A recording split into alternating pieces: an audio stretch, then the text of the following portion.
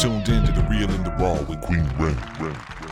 Welcome back, y'all. It's your girl, Queen Renny, and you are tuned in to The Real and the Raw. I hope this week was nothing but success for you, and if it wasn't, I am sending all the love and positivity your way. So, let's start this episode off with my favorite segment of the show. So, let's get real and raw with this week's Real Read Back. So, I'm on the YouTube, and we got a lot of comments, y'all. People was really sharing their thoughts. Most of it was on the mental health episode that we did last week, but a lot of it still touched on the situation with the judge and the bailiff with the Geiger case. So let's jump into these comments. I didn't get any emails, so no anonymous, people this time again, which is okay. So I'm gonna be doing some shout outs though. So James Willis, that's my cousin, y'all, so shout out to him. He said, nah, judge still can't come to the cookout.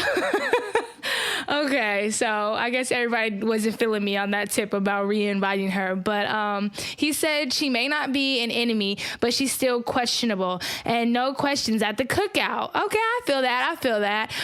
He also said, loving the podcast, and my therapy story started earlier this year, but stopped. Looking for one I can relate to a bit more. Currently searching for a Black therapist in SoCal. I appreciate you sharing that, James. I know, like I said, therapy can be a touchy topic within the Black community, so you being so open to posting that and not wanting that to be, secretive, that's real.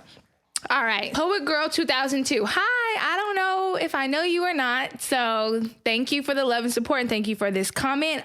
So Poet Girl 2002 said, hey Sharon, great podcast. My opinion on this situation is one, I can understand about the bailiff checking for weapons because when I was going through security at the airport, I had long braids and I had to get my hair checked. So I can believe that. Two, the situation with the judge, I was actually discussing with someone about it and doing a little more research like you did. I can kind of understand where she was coming from. Also, the fact that Amber Geiger only got 10 years is just crazy, especially since majority of the jury was Black. Shaking my head. I really hope she gets her life right and ask God for forgiveness because when she gets out, hell is going to break loose. Wow. Okay. Thank you, Poet Girl 2002. I feel it. I mean, I just hope that like you said, she gets it together and can, move on with her life and actually be happy with herself because quite honestly, that's all that matters.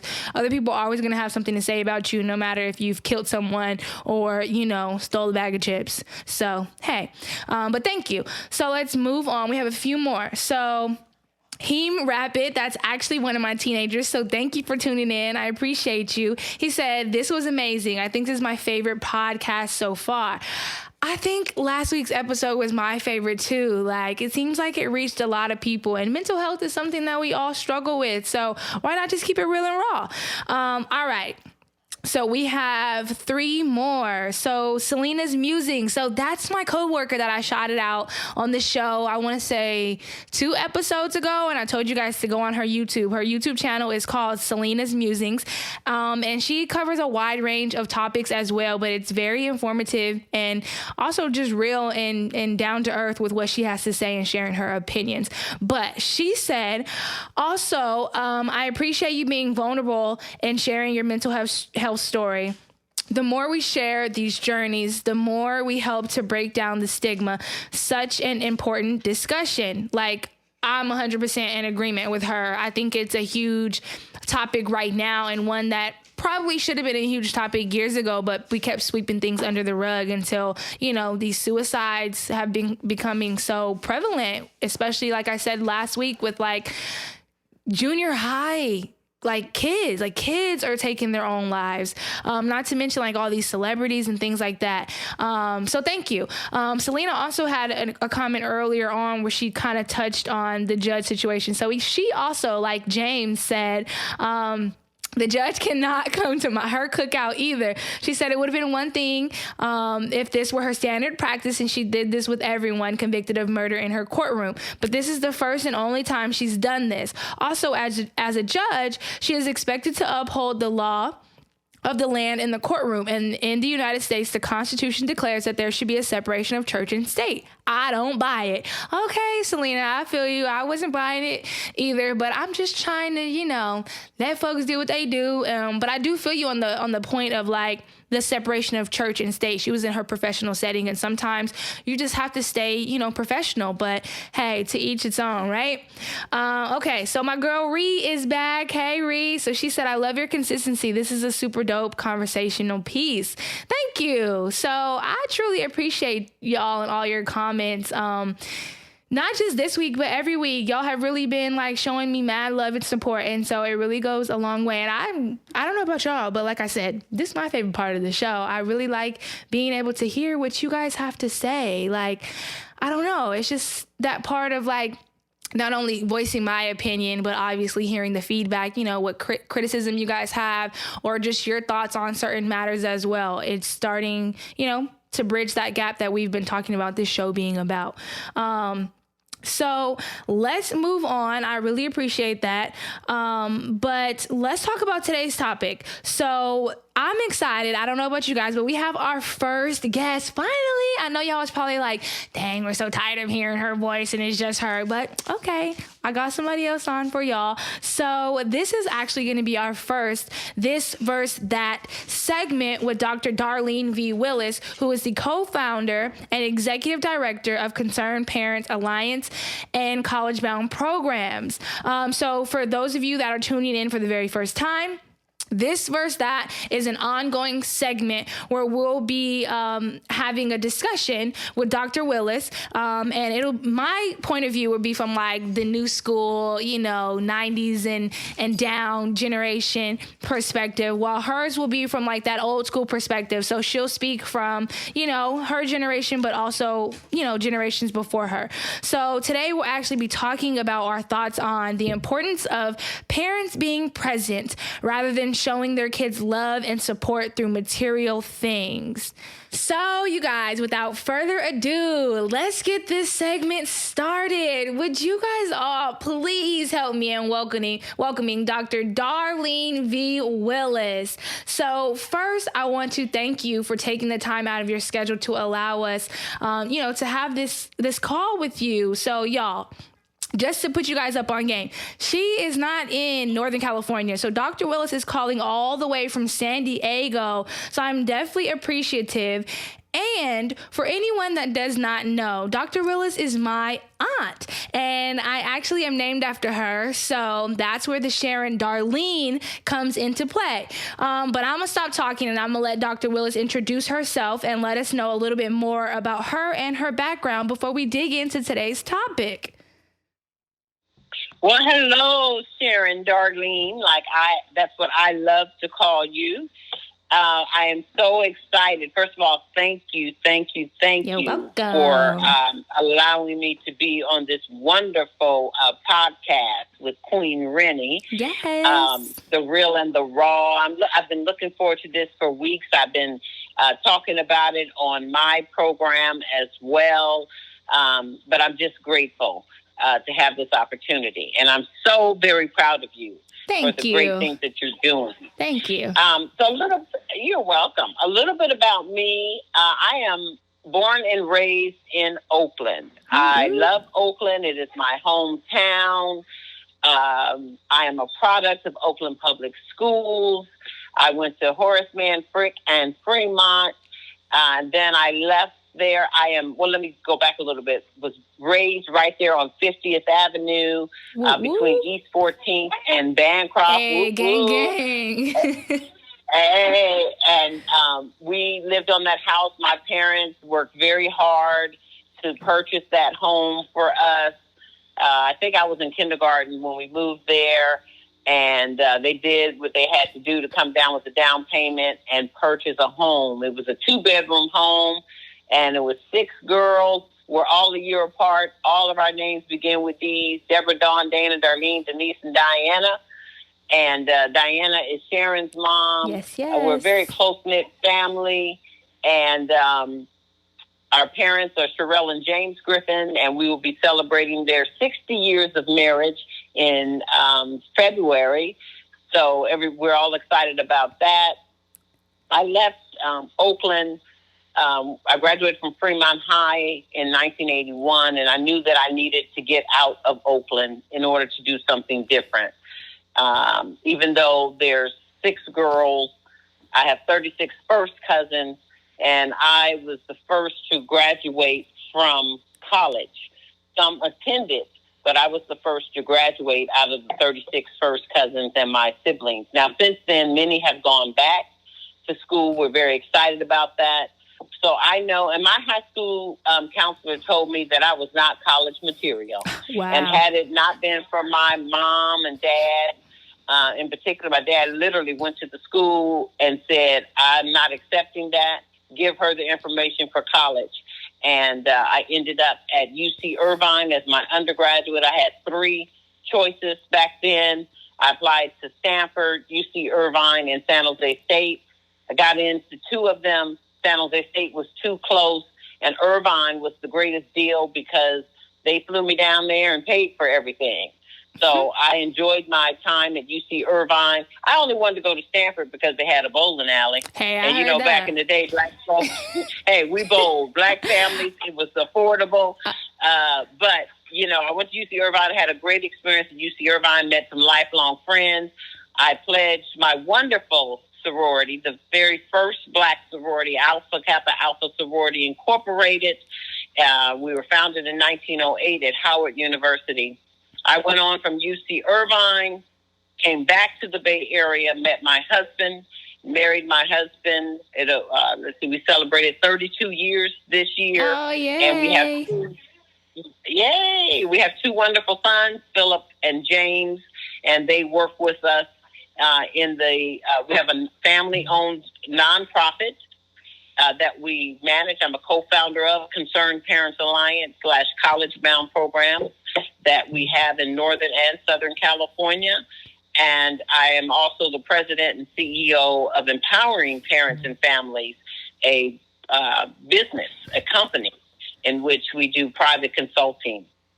So I'm very excited to, get this going. I'm also the founder of Scholarship Sundays with Dr. Dari. You can catch me live on Facebook every Sunday at 4:30 p.m. live from the College Bound Program's Facebook page. That's right. I think that kind of puts it all together for you. Yes, no, we appreciate that. I appreciate, you going in detail, because I think it's important that people not only hear, your successes, but actually understand how hard you work to get there. So I don't know if you guys heard her, but she is one of 6 girls, the first to attend college, you know what I mean? And much like my aunt, which I'll refer to her as Dr. Willis during the show, I'm a first generation college student as well. And so it's just huge that we have people, like us to come back and share our stories, to let other people know, especially from Oakland, like, you can make it. I'm no different than you. I was in these streets, born and raised on 50th as well. And look where we're at now. You know what I mean? Having this discussion over podcast about, her business that has literally gone across the country. So I'm very excited. So now that you guys have a better idea of who she is and what she does, let's get this segment started, okay? So, Dr. Willis, the way this will work is I'm going to pose some questions to you based on the perspective of the younger folks, and you will answer from the perspective of the older folks. And I don't mean, I'm not calling her old, y'all. I'm just saying the older generation. Yes, she's more experienced, okay? So, and they just grew up a little bit different than us. So she'll answer from that perspective. And then we can stop and discuss our thoughts in between each question if we need to. Does that sound good to you? That sounds great to me. And also, before I go on, I knew you were going to come at me, this strong millennial generation. So I come equipped. I have my Aunt Joy with me, and she is turning 85 years old tomorrow. Happy birthday, Aunt Joy. Thank you. That means y'all better be in these comments telling my auntie happy birthday, okay? Y'all heard that, right? Her birthday is tomorrow. So that means live comments need to be saying happy birthday, Aunt Joy, and don't leave out the aunt, okay? All right. That's right. That's right. And she will provide a whole different experience than I will. So I think this is perfect timing. So we're ready.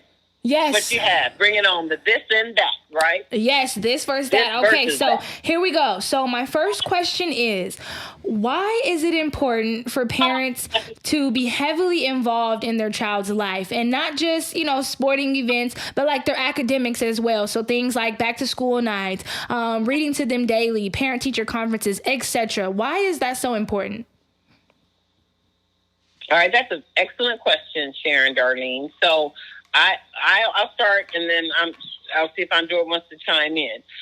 But let me first clarify that when we speak of parents means also parent, guardian, or any responsible adult for what we call a scholar. Right. And so I think that parent engagement / family engagement is so important, because as parents, we are blessed to have our children. And while I think schools and school districts are working on the challenge, this educational challenge that we have, no one is going to be the best advocate for your child other than yourself. Yeah, that's true. You are the best advocate. So you have to. It's a requirement. You have to take off work. You have to be engaged. Some parents I know said they work 2 and 3 jobs. And my question is, why are we working 2 and 3 jobs? Who's raising your child when you're at those 3 jobs?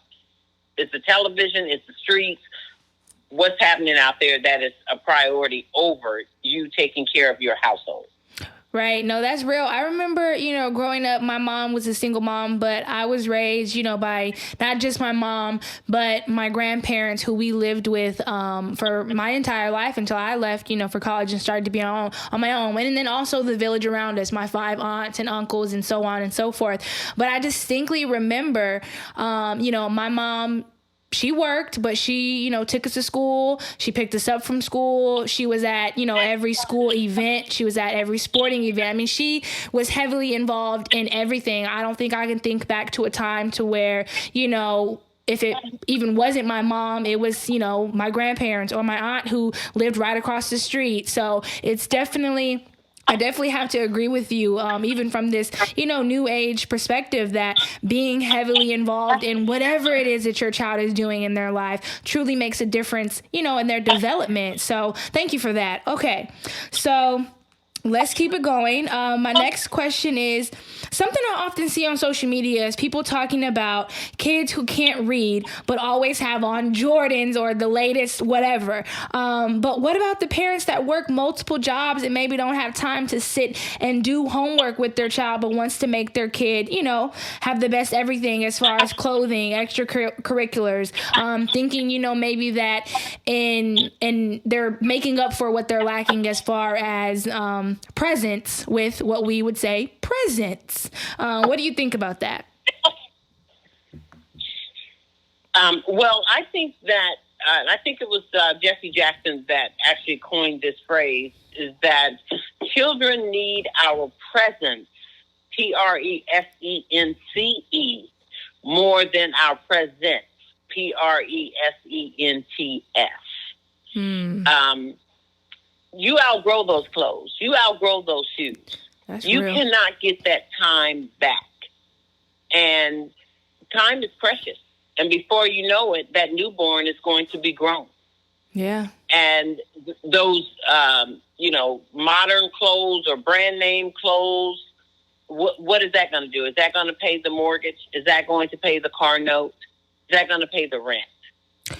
And all that money that we waste on name brands, you'd be better off putting your child in, uniforms or, the same khaki pants and a blue shirt or something, and just switching off versus spending all that money on clothes and shoes that they are going to outgrow. And so I think it's a misdirection of priorities.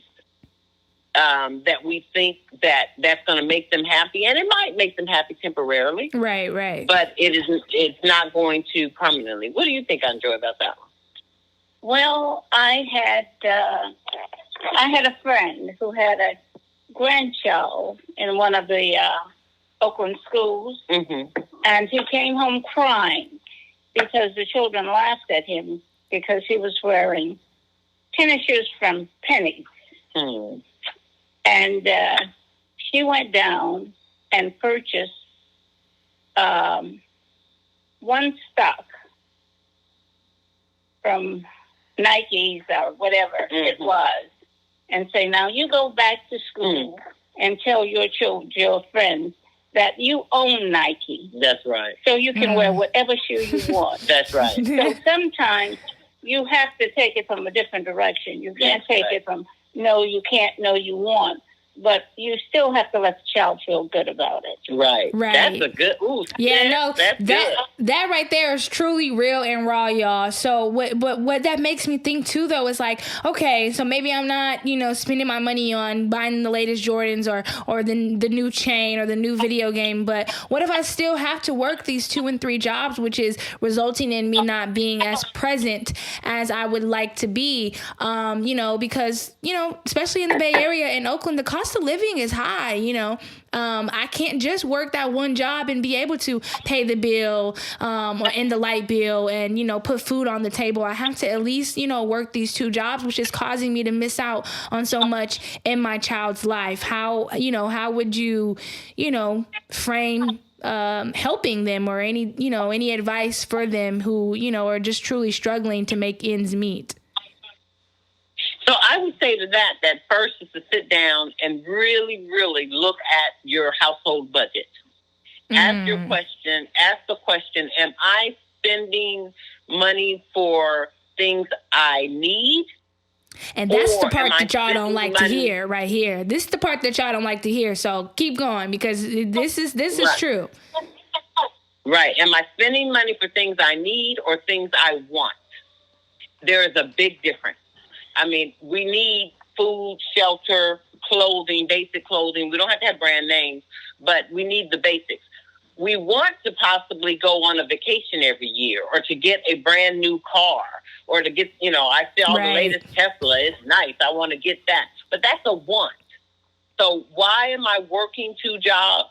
Now, it's a difference of, yes, in the Bay Area and here in San Diego area, the cost of living is very expensive, in California in general. So that means that is a need. But maybe there's some other ways, perhaps, that you've got another. Let's say if you're a single mom and who has 2 children. Maybe you meet up with another single mom. Maybe you all come together in a household temporarily. You give yourselves 2 or 3 years to live together. And it's a nice, big enough home for everybody. And you save money. Or this is where the village comes in. Maybe you move back home for a little bit. Yeah. Try to see if that's possible. Now, it may not be possible. Then I would then recommend that if you think that you have reached the height of, I have to work 2 jobs because my other job won't give me a raise, then I think you need to sit down and consider going back to school, educating yourself. Because I don't care what they say out there. Many people go, well, college is not for everybody. But you ask the person that's saying that, did you go to college? Did your children go to college? Right. Go back to school. Yeah. And you can get scholarships, loans, etc., that will help you along the way. And sometimes, whether or not you like school or not, sometimes you just have to play the game. And some people don't realize that. Some people get too prideful, and sometimes you just have to play that game. But this conversation and this question also made me think of, situations I deal with the teenagers that I work with. Come end of the month, they're asking to borrow money for, food or rides to work or whatever it is. And I'm like, wait a minute, didn't you guys just get paid? What's going on? Well, yeah, but, I needed my hair done. I needed my nails done. And then, I got this new tattoo. Well, hold on. Let's sit down and let's write out your budget, because it seems like like you said, your wants and what you can actually afford aren't lining up. And so that leads me to, realizing that, financial literacy is a huge, a huge downfall with my generations and generations under me, which is also why we will be touching on financial literacy later on in this podcast. I'm going to be bringing on some professionals to talk about it, because it's just sad how we are sometimes ill-equipped, and it's not always, necessarily our faults that we're ill-equipped, but once you know better, you got to try to do better. Okay, let's keep it going. Well, Sharon, if I could just... Oh, yeah, go ahead. No, go ahead. Joy and I were just talking about this the other day, about financial independence, being financially independent, that everybody should try to work toward that as much as possible. Saving a little bit at a time, investing in a little bit of stock. Definitely. Instead of having, a first birthday party for a child and you're spending, thousands of dollars for it. For what? No, yeah. Why are you doing? And the child is sleepy by 1 o'clock. Yeah, and they're irritable. No. They don't even want the party. That's an adult party, and thousands of dollars being wasted, in my opinion. Yes, no, that's real. I mean, I had a friend, same age as me, who has 2 kids, and she said, I'm not throwing any more parties for my baby. He's, I want to say, about 7 years old, but she said, I've spent so much money on birthday parties. She said, I usually would spend $200 just on the cake.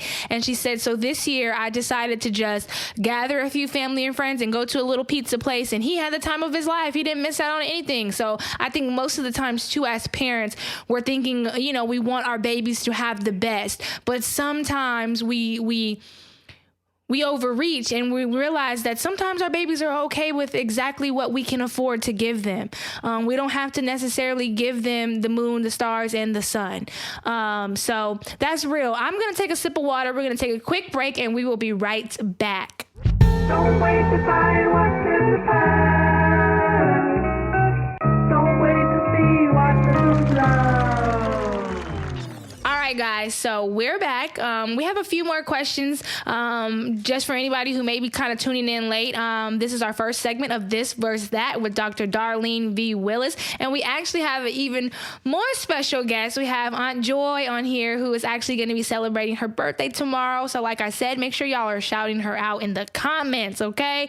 All right, so my next question is, why is it even on the parents to teach their children? Like, isn't that why, they go to school? Isn't that why we have teachers? Why is it so much on the parents to be educating or, making sure their kids are doing their homework and making sure that they can even read? Why is that? I feel like, why can't teachers handle that?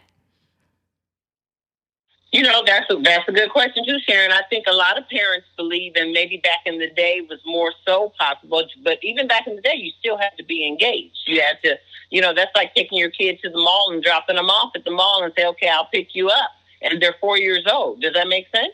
Right? So I think many parents think I'll drop my kid off. Hey, they go to kindergarten. We get so excited about kindergarten. This is wonderful. I mean, you're excited when your child is getting ready to go to kindergarten. You're checking backpacks. You're like, okay, well, let's go to Walmart.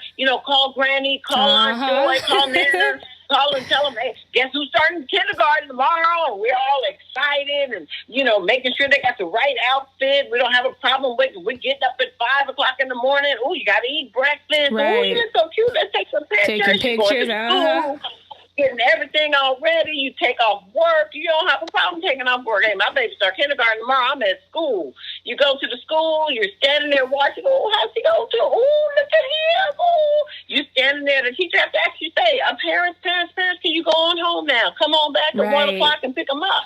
You're all excited. You stay there at the school. The teacher, you're like, I'm just going to see if they're going to cry, whatever it is. That's real. You don't even go back to work. You go back, you're like waiting. You park the car. You get out the car. You go to the classroom. Oh, you got homework? That is so real. What's in your backpack? Oh, my gosh. Get over there by your teacher. Let me get a picture. Oh, my gosh. And that goes on for first grade, second grade. Then it's kind of like, look here. Come on now. I'm just going to drop you off in the front. You go ahead on and walk on up. You know how to do it. You should be used to this. And then, you're right. You're used to this. We've been doing this for 3 years. Come on. I'm not going inside. I'm getting right here in the line with everybody else. Then it becomes middle school. Then you're like, well, let me just go see a little bit about middle school. And then the child is like, you don't have to be going with me all the time. Right. Then you get to high school. You're like, I'm going to give me the paperwork only, and then you're like up and late at night. I've already finished ninth grade. This is your homework. Come on, get this done. Did you do your homework? Yes. How was school today? Fine. Okay, great. All right. Go ahead on. You go on to the game. Go ahead on and go to the mall. Yeah. And we just lose interest. But what is the point? Why should parents help their children read? They should help them start reading by the time the child is 6 months old. That's right. So by the time the child gets to school, they should know basically how to read simple, top on top. That's right. That's right. No, that's real. Well, and I think, too, we get so busy, like you said, with trying to provide for our kids that we miss the mark in the idea and the understanding, I guess, too, that learning happens 24/7. So they're in school for what, 8 hours throughout the day. And then, that doesn't mean that their brains turn off and they no longer are have room for learning or experiencing or time for exposure. So that's why, you hear all these commercials about, the first 5 years or so, important. And then it seems like you said, after those first 5 years or so, we start to fall off and leave our parenting to somebody else because we feel like, we've done our job. They got the developmental skills they need to, at least make it to school. Now it's on you. But it's a full-time job 24/7 as a parent. So I think that's very important. So I definitely appreciate that comment. And change our mindset from being excited about going to the mall to being excited about going to the library. Right. Going to pick out a book. Priorities. Let's see how many books we can read. Start reading to them when they're in your room, and then as they come out, and you just keep reading them and putting them in that environment that stimulates their minds. And yes, should the school be doing their part? Absolutely, they should. Right. This is not just on the parent. This is a joint partnership. Actually, it's a trifactor, I guess. It's the school, the parents, and the scholars. We have to work together on this. But you got to be careful. Today's teachers may not be the same as, teachers in our day and age. Lord, yes. I know in some schools, they get out at 3:10. Well, at 3:11, there's a traffic jam in there, and it's not just parents; it's teachers leaving out that early. Right. So, again, it's not everybody. And then we have after-school programs, but a lot of the after-school programs are, kind of like turning into babysitting. No. And the academic piece is not turning out the way that it could be. And so I think, unfortunately, until that system is fixed, as a parent, you have to take the role to make sure that your child reads every day, that you take them to the bank every Saturday, and that birthday money that they got doesn't go on shoes, but maybe we talked about this one on Joy too. This is what her dad did with her. 10% you give to a charity or something that will help the family. Responsibilities. To the church. Responsibilities. You take that 10%, maybe take a portion of that and buy stock in Nikes. Like the example on Joy gave. I love that example. So when the kids start teasing you, you got on JCPenney shoes, you're like, yeah, man, and I really need you to keep buying them Nikes too because I have stock in that. Hello, so every time you buy it, cha-ching. Yeah, and I think a lot of that comes from, sadly, this new age and then the way that social media has taken, the world over by storm, that we get so caught up in, looking popular and looking like we have the latest and the greatest, that we're missing out on those things, that you said, responsibilities, priorities, financial independence and things like that. And also too, that community and that, that village that I grew up on, that you grew up on. And sadly, it seems like generations after me don't have as much, having that relationship with the teacher and with your neighbors, so that, if little Jimmy is cutting class, you're finding out about it. And so I think if we can start to kind of get back to our roots on those things, we'll be doing our children a greater service. Okay, so we have 2 more questions here. What would be the effect on the child if they don't have a parent that is present, but one that provides a lot of gifts or shows their love and support in ways outside of being active with their child? What do you think are some of the detrimental attributes? Well, I think that the child is going to start putting a cry out for help. because, I mean, I think it might be fun in the beginning. You know, it's kind of like you're, oh, I'm so spoiled. But at the same time, you're alone. And every child wants their parents or guardians or responsible adults. You want someone that is giving you attention. And I think there's a story where a father worked all the time. That's all he did was work, work, work, work. And the little boy, he'd come home and the little boy would say, Daddy, you know, can we go fishing on Saturday? Yeah, we're going to go. And then Saturday would come. He'd say, you know what, son, I just can't. I have to work. You know, Dad has to work. Father night or back to school night, I have to work, baby. I just can't. I have to work. And one night he came in to check on the son because he would always come in, so he loved him. And he loved him, and his way of showing love was to work all the time to be able to provide for him.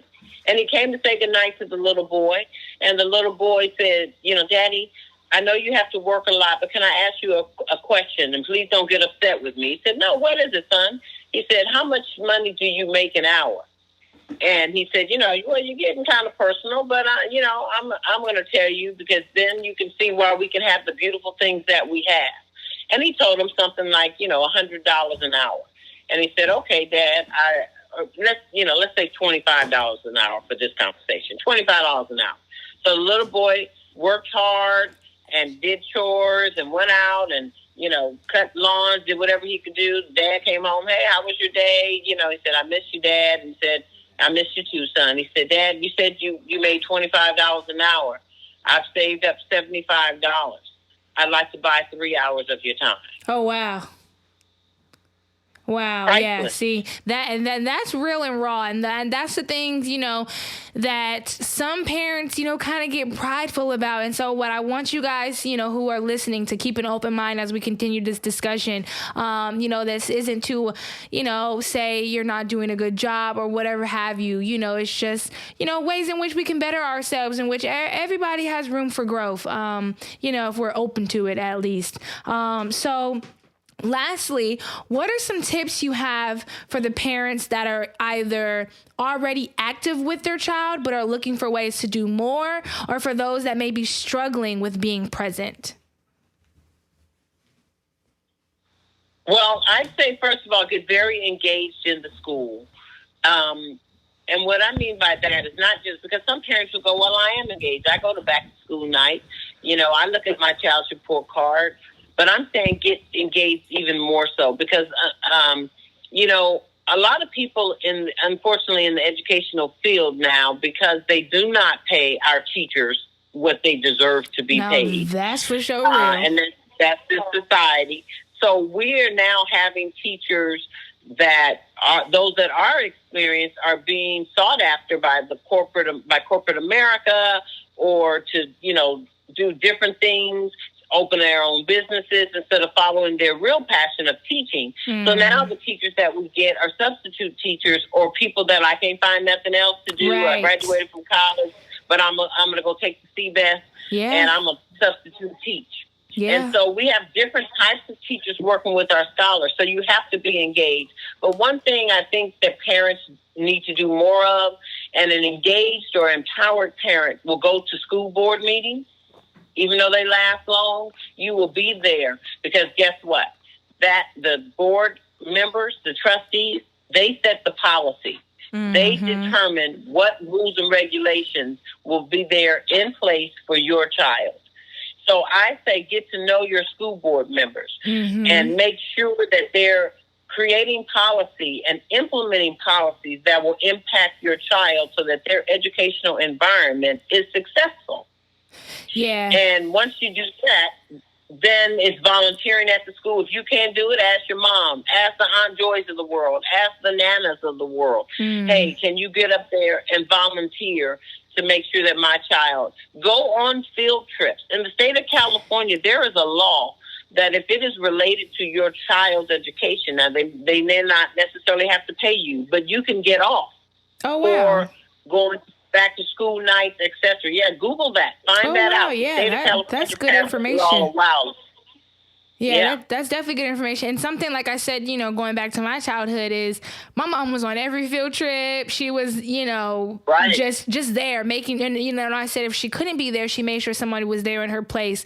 Like you said, it's not just about parents, but, the guardians or responsible adults as well. So really, really utilizing that village and building the village, like you said, making friends with, the parents of, your students, your scholars' peers, and building that relationship. So maybe you can carpool this day, or maybe you can make that field trip, or maybe you can sit in on this meeting. And that leads me to really reflect on a parent that I believe was one of the greatest examples outside of, the parents that I had in my life, to not only my generation, but generations after us, who just recently, unfortunately and untimely, lost her life. So Rachel Willis Henry was a friend of mine. I have had, her children have been in my program for 4 years now. But she was just an amazing mom and advocate, which I think is so important to add on. She wasn't just a mother. She was an advocate. She not only was at events to support her children, but she got to know those board members, like you mentioned. She was in town hall meetings. She was on the council boards. She stopped working at one of her other jobs to become a parent advocate for a nonprofit, so that it actually became her job to go out and speak on a parent's behalf and on children's behalf to change, whatever is not working within the school system, or talk to these parents about ways that they can become more engaged. So shout out to Rachel Willis Henry and all the other parents like her in this world. Like I said, she, lost her life untimely, and that hit hard because she was one of those ones that anybody and everybody could look up to.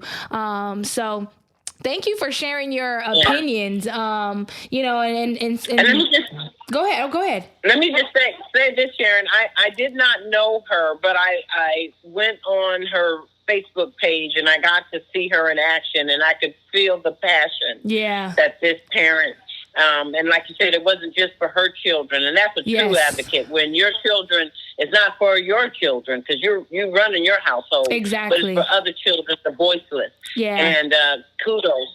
Yeah, she would show up for any and everybody's kid, even me. And I'm, I would consider myself an adult or whatever now, but she would show up and show out, to make sure we were not only receiving the best, but acting at our best as well. So she didn't just check the teachers and the faculty. She checked the students too, but she made sure she had a relationship with their parents and the village to be able to do that. So like I said, shout out to Rachel. We miss you. We love you. All right, y'all.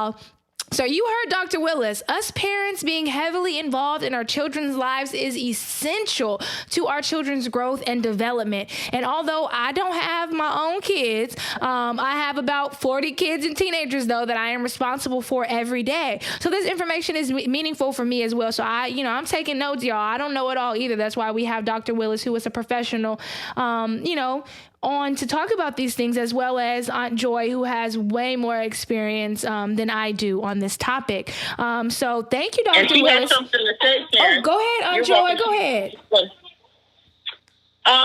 We must realize that we have some parents who do not go to the schools because they feel that they are uneducated and they are intimidated by teachers and principals. That's very real. So sometimes we have to encourage them to go, because teachers have 30 children, 35 children, and they usually take care of the child whose parents is most involved, because they know they will be there. And the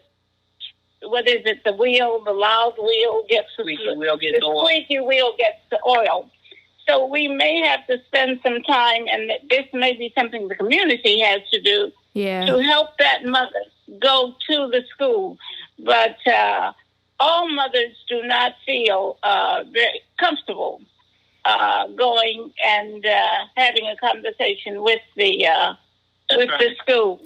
No, well, that's why we have to get more college-bound programs going. Yes, we do. We do. Because that's where we empower not just the scholar, but we empower the parent. And even if the parent wants to be silent for a moment, we help them understand the process. It's just like we're playing the game Monopoly tonight. Well, if we don't know the rules, we are going to lose in Monopoly. Yeah. So I coined the phrase what we call paranopoly. And paranopoly just means that as a parent, we have to know the rules. We have to know the board policies. We have to know that there's a difference between a practice and a policy. If they say this is our policy, then the parent should say, can you tell me what that policy number is? Chances are it's a practice, Yeah. which means that it is subjective because only the school board members can tell you, can set policy for a school district. So there's so many things, and as we keep going in this topic, I know time is of essence, but if we keep going, come back again and talk more about this. I'll be at our College Bound Tracy program on November 16th. I will be there with our Tracy program at Kimball High School from 9 to noon, and I'm going to open it up to guests and visitors if they would like to come and become more empowered to learn about the educational system and how to navigate it. And then on Sunday, November 17th, I will be speaking at the Amos Temple Church anniversary, doing the Beatitudes with 6 other sons and daughters of Amos Temple. And that's right there in Oakland, 1590th Avenue at 3 o'clock on Sunday, November 17th. I think it's just every type of way that we can get the word out. Again, every Sunday at 4:30, you can join us live for Scholarship Sundays with Dr. Dari. We give educational tips. We give basic information, empowering families, and we allow you to ask interactive questions, and we answer them there on the spot. Plus, we announce scholarships. So anybody that needs money. Last, I just want to say, if it's okay with you, Sharon, we have a college-bound parent, and her name is Rhonda. And we're starting a campaign. She's from the Bay Area. She's a mother of 3 children. She is a parent advocate. Has been not only for her children, but for others. She's gone through some rough times lately, but just recently was told that she has end-stage renal failure. Wow. And we need to find her a kidney. Oh, wow. And so we're doing a Save Rhonda campaign. Help us save Rhonda's life. So we're looking for people that might be willing to donate a kidney, or if they're not compatible with Rhonda, there's a swap program in which they can donate a kidney to someone, and then someone that does meet the qualifications will donate a kidney to Rhonda. We got to keep Rhonda here on this earth. Not only do her children need her, but the community needs her. The world needs her. She is the epitome of an empowered parent. And I'm going to provide you information. Maybe you can put it on your information. Yes, but definitely. We need a kidney for Rhonda. Yeah, definitely. We definitely need to get the word out. And what I want to say, too, before you go, though, is this is why I think, this segment will be so important because it's so informative, but also you guys who are listening, this is why I believe, that Dr. Willis's college bound programs are so important because like she said, not only does it, empower the student and help them work on, figuring out what the A through G requirements are so that they have the option of attending a 4-year university, but also helping them with their grades and really guiding them through, middle school and high school. But it also works with the parents to empower them to be able to go in and have those conversations and not be intimidated.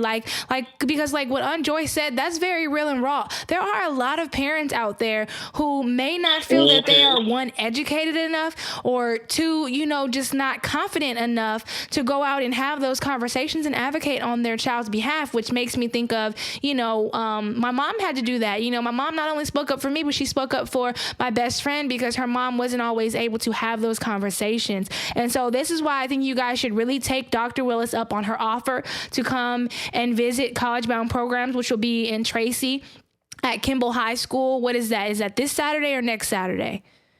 Next Saturday, the 16th. So next Saturday, the 16th, she'll be at Kimball High School from 9 to noon. Just come out and see what the program is about. You can share your thoughts and any more questions or comments you guys may have based on this, podcast. Or, if you guys go and visit, you may have some questions based on what you see. And then also you have another opportunity for anybody that's in Oakland or close to it. She'll be at Amos Temple. What are the dates again? That's Sunday, November 17th at 3 p.m. So Amos Temple CME, which is in Oakland, California, on 1590th Avenue. 1590th Avenue. She'll be there. So, and Queen Renny will be there as well. So not only will you have an opportunity to talk to me and ask me or any questions or just commune with me, but Dr. Willis will be there to share, her experiences. Go right ahead. And Aunt Joy will be there, as well as my mom and your grandmother, Sherelle Griffin, who, sacrificed a lot, she and my dad. And when my mom, she stayed home and sacrificed, made our clothes, did what she needed to do. Then when our youngest sister, which is Sharon's mom, got of school age, she got a job with the school so that she could be off the same time that we were there. So it can be done just with sacrifices, and that's why we need the village. And then, Sharon, if you don't mind, I just want to end my part with our family model. My husband is from Jackson, Mississippi, and we always have said this in our household, and we share with our college-bound programs. It says, once a task has begun, never leave it. Yes. Till it's done. Be the labor, great or small. For our children, parents, we do it well or not at all. Yes, y'all. So God bless you. Thank you, Dr. Willis, for this juicy segment. Now, I know, some of you might be thinking we're talking down on your parenting skills, but I promise you that is not the case. This is from the heart. This episode, like all the others, was just to open up your minds to new techniques and to also challenge your thoughts and see if maybe there's room for new thoughts and ideas. So really chew on today's topic, you guys. But I promise you, this is not the last time you will hear from Dr. Willis. She'll be back in a couple weeks for another This First That segment. And I ain't even going to tell y'all too much about what we're going to talk about. You're just going to have to tune in and see. But Dr. Willis, is there anything else you'd like to say before you go? But I first want to personally, thank you from the bottom of my heart for being with us today. And I look forward to next time. So I love you. And then I'll let you, close out with anything else you may have to say, and we'll catch you next time. Well, I love you too, Sharon, and I am just so proud of you. Again, I'm very, very proud of you. And I think you are a product of your environment, and that's because it takes a village. And I think that's so wonderful. Our family is really priceless as to how we all come together. And other families can do the same thing. And I just think, and like you said, it's not to judge any parents or to say, hey, you're terrible, or, it's none of that. It's to empower us so that we can be independent. We can make our own decisions. We can believe in ourselves. And and I got to give a shout out to Pam Johnson, who was the VIP teacher of our children that taught our children how to read at age 3 so they could advance through Oakland public schools and in Poway school districts. And she is wonderful, probably somebody you need to have on the show. Yeah. But and we just reconnected with her again. But she taught our children this, and Marva Collins, the great educator, the late great Marva Collins. Oh, and y'all, I grew up on this, so excuse me if I get excited and say it with her, but go ahead. Yes, please say it with me. Out of Chicago, it was really hers, and it is so important that you say this to yourselves as parents, as adults. You believe in yourselves, so that your children will also believe in themselves. Amen. And so it says, wait a minute. I believe in myself. I love myself. I am the most important person in the world. I can think for myself, so no one will have to tell me what to think. You see, success will come to me. I'll have to go and get it. I believe in treating people the way I want to be treated. Because I know that I know that I know that I am college bound. Amen. Every scholar should have the choice of graduating from high school and they should graduate from high school and have the choice of attending college or some type of post-secondary success. Parents, we can't do it alone, but together we can make a difference. God bless you again, and thank you so much. We'll see you soon. God bless you too. Amen to that, y'all. Okay, so see, don't that just give y'all chills and make you just want to go out and help somebody? I'm going to take a sip on that, and I'll be right back. Don't wait to find what's in the past. Don't wait to see what's in love. Wow, you guys. Oh my gosh. That gave me the chills just like, what was that, 2 episodes ago when I started sweating? That gave me the chills because, you know, like I said, I don't have kids, but I work with kids and I'm pretty much like a second parent to most of the kids that I work with. So that information was not just useful for me, but I'm excited to share with you guys, not only to hear your thoughts about it, but to challenge your thoughts because like I said, we all have room for growth.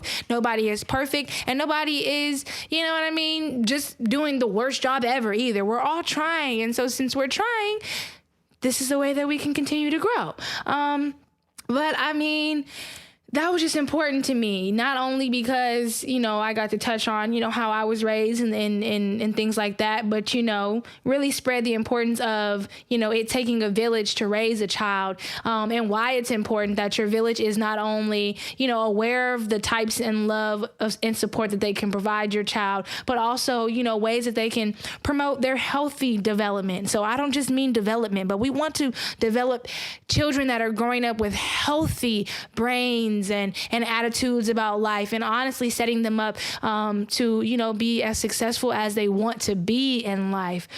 So let me know what you guys think about this first segment of This Versus That with Dr. Darlene V. Willis. Make sure you dive into my comments on the YouTube channel, which is Queen Renny Barnes, or email me at realqr@gmail.com for anything that you want left anonymous. And this is what I want to know. Tell me your thoughts about this episode. You know, do you agree with what Dr. Willis was saying about the importance of giving your child, you know, your time and attention and not just your money? And then also, what experiences have you guys had, you know, with parenting and any struggles that it may have, you know, brought your way? I want to know about it because there may be somebody who can answer your questions or you know, give tips to your struggle in the comment section. And then also, you can also ask me, you know, specific thoughts on the matter, you know, what I think, you know, because I know I was sort of playing devil's advocate. So I would ask a question from a different perspective and then kind of give my comment. But if you guys want to know my full thoughts on some of these things, just ask and I will tell. But let's make sure episode 5 Real Readback segment is lit. Okay, so hit me up, y'all. Also, I actually have some news about episode 5. So I know you guys are used to the episodes coming out every week, but we'll actually be taking a quick break. Episode 5 won't be out until November 28th. It'll still be at 6 p.m. and it'll still be on the YouTube channel, Queen Renny Barnes. But I'm going to repeat that again, okay? It will not be out until November 28th. So that means y'all got plenty of time to catch up on all the episodes so far. Make sure you watch episode 4. Make sure you get your comments and questions in or critiques, whatever it have you, okay? Make sure, you know, y'all are ready to go come November 28th because I ain't finna play, okay? And without telling you guys too much, I am very excited about episode 5. So I know I keep saying, you know, the last episode was my favorite or whatever, but we're going to be having another guest and we're going to be covering what I think will be another one of my favorite topics so far. And I don't want to spill the beans. I want to keep you guys, you know, in suspense, but we will be having another very special guest. And I think a lot of you guys may even be shocked that I'm having this person with their background on the show. So it'll be juicy and it'll be real and raw. So make sure you watch on November 28th, okay? Now, with all of that being said, let's close this show out the way that we always do, on a positive vibe. So, in the words of the late, great Sean E. Washington II and my big brother, close your eyes, take a deep breath, and reflect. It'll be all right. Most of the time, things work out fine if you just relax your mind. That's it, and that's all. Sending peace and love. Queen Renny out.